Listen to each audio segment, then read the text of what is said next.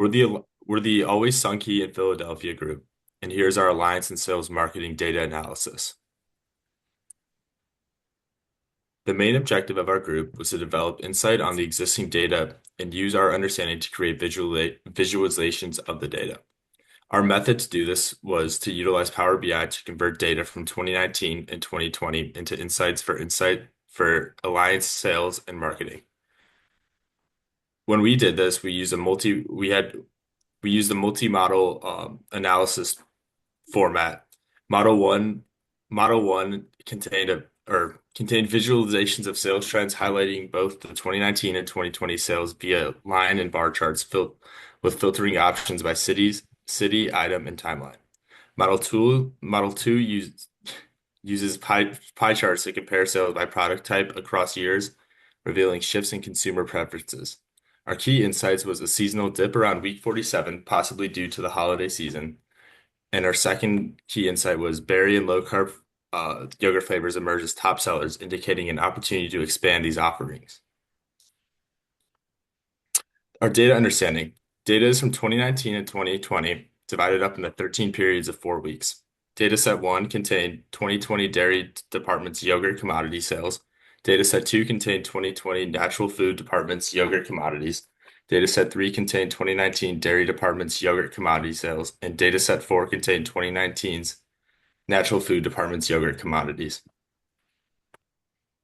To prepare the data, we imported the Excel files into Power BI and loaded in each table, making sure the formatting matched. Then we merged them into one appended file, created a master file for the week name, and made sure all of the relationships between each table were correct. Yeah, so initially, once we had put all the files into Excel, adjusting the data types in each column of all the four initial files, we then created the append one file, which it consisted of appending all of the four files together, having one that would make it easier to build the visuals. However, initially, Power BI was not recognizing the relationships between these files, so we then had to go and create the week name master file, which was essentially started off using the week name column, which contained data. That we used. So after we used the week name column in the week name master file, which is a separate Excel file, we were able to divide that information up into a calendar date, a week number, and a year. So by assigning the data by making this one week name column into three more actionable columns of data, this made it a lot easier for Power BI to recognize the relationships between the files. So once we put that new Excel workbook, the week name master file, back into the Power BI file, you can see at this picture at the bottom, Power BI is finally able to recognize the relationship between the tables. Um, and then, can we get the next slide? And then, so here's the first data model we built.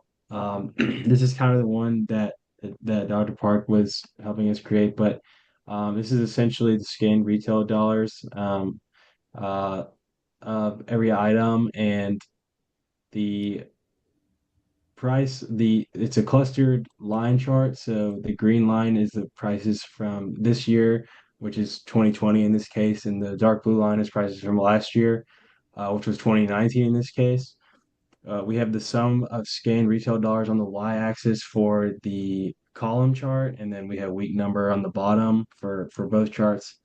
And then we've got the prices for just the various price variations for the two lines on the graph on the secondary y-axis, which on the right side of the graph. And then, to kind of make this visual a little better, we inserted two slicers.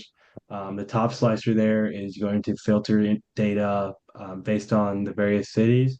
And the second slicer, which is titled item description, is going to filter all the data based on the item, whatever item we were wanting to look at.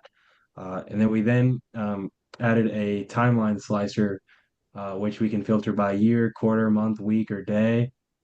And it allows, as you can see in this blue bar at the bottom, it allows us to pick a very specific time and view the data between that period of time that we select. So having that timeline slicer allows us to get really specific, and it's very helpful when looking at data from, whatever period of time we're trying to find. Yeah, so our second model features two pie charts separated by year. It helps key executives in the industry see which specific products are selling well as a percentage of sales. It also allows them to see the areas in the country or across the world where products are doing well, so they know where a lot of their key markets are.